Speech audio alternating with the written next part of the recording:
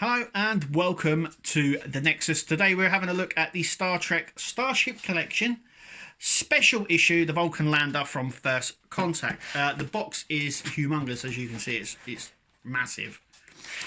It was one that I was meaning to pick up. I've picked it up now from Egamos at a really decent price, so I'm very happy with the price I paid for this.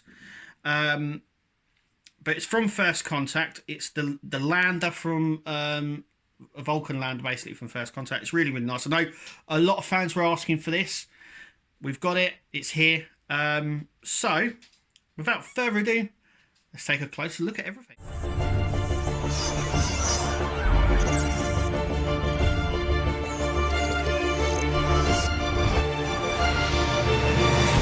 Okay, before I go any further, I have to say thank you to all of my patrons. As always, you guys are absolutely out of this world and awesome. So we'll have a look at the magazine first. So here we go. Obviously Vulcan, First Contact, Earth.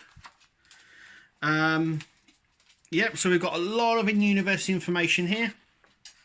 From First Contact, obviously, from the film. Nice plan view there. So we've got it in flight mode and in land mode.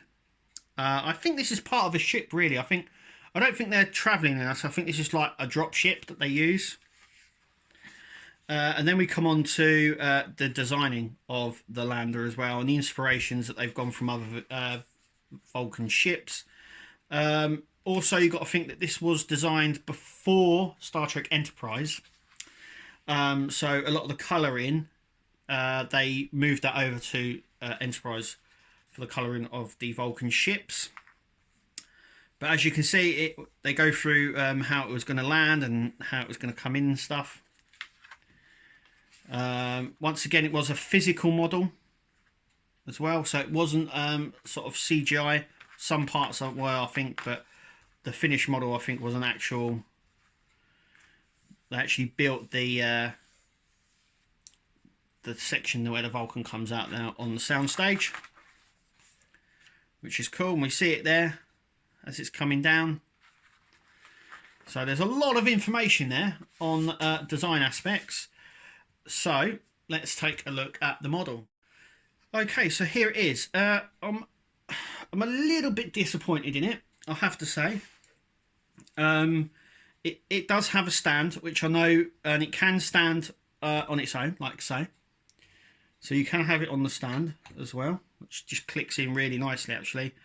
But the thing that's letting me down slightly is it's not die cast.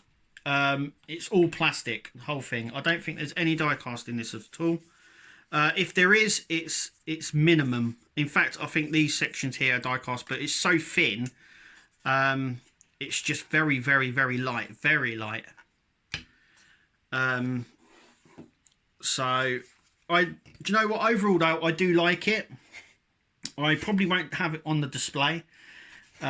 It sits nice just like that, and we flip it over, and you can see the grid section here for the sort of boosters, and the light landing sections just here, where obviously the door opens. And it's the same on each side, so there's no difference. But like I said, I was a little bit disappointed in the weight. It's really light, really light. Like I said, I don't think there's any die cast in it. Before, when they've done things like this with all plastic panels, they've dumped a great big of die cast block in it. They've done that with the Borg ships. So the Borg ships are light because they're all made of plastic, except in middle, which has a giant piece of die cast. This doesn't feel like it has that in at all. Like I said, I think it has some die cast bits here, but it just doesn't feel...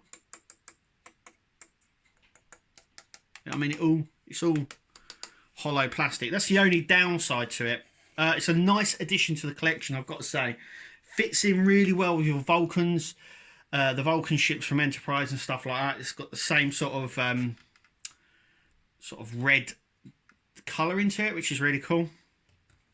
But ultimately, yeah, it's nice to have it in the collection. Like I said, it was one that I wanted. It was one that a lot of fans asked for, and we got it fairly near the end. I mean, the collection's finished, and they're still bringing ships out. I think this was one of the very last specials that they did. But I'm happy with it. I am happy with it, despite the lack of diecast. I'm very, very happy with it. But anyway, thank you for watching. Let me know in the comments what you think, and we'll see you at the next video.